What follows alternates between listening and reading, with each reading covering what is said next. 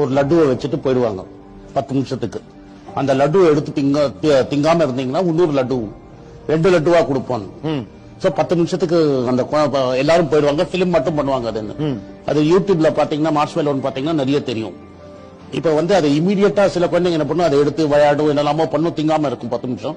2 கிடைக்கும் தெரியும், 2 கிடைச்சா எடுத்து திம்பாங்க. சில பேர் என்ன பண்ணுவாங்க, வந்ததுன்னு எடுத்து உடனே சாப்பிட்டுருவாங்க. இதை டிலேட் கிராட்டிபிகேஷன் சொல்லுவாங்க இங்கிலீஷ்ல. ஒரு பொருளை நம்மளுக்கு இன்னைக்கே வேணும், இப்பயே நம்ம வேணும் அப்படின்னு.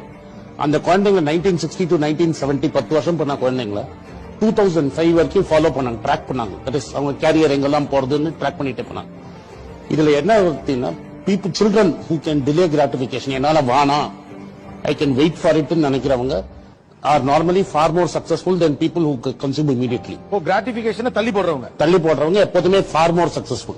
இது சயின்டிபிக் ஃபேக்ட். எத்தனை வருஷம் ரிசர்ச் இது? 1960 ல இருந்து இன்னைக்கு வரைக்கும் பண்ணிருக்காங்க. 50 வருஷம் ரிசர்ச் இருக்கு நம்ம. And it is measured. There is a big difference between children who can delay gratification and who cannot delay gratification. யாரு தன் ஆசைகளை தள்ளி போடுறாங்களோ தேவை அறிந்து அவங்க லைஃப்ல சக்சஸ்ஃபுல்லா இருக்காங்க. எனக்கு இது இப்ப வேணும்னா உடனே ஏதாவது எனி மீன்ஸ் அதை எடுத்துக்கிறவங்க லைஃப்ல பெருசா ஜெயிக்கல.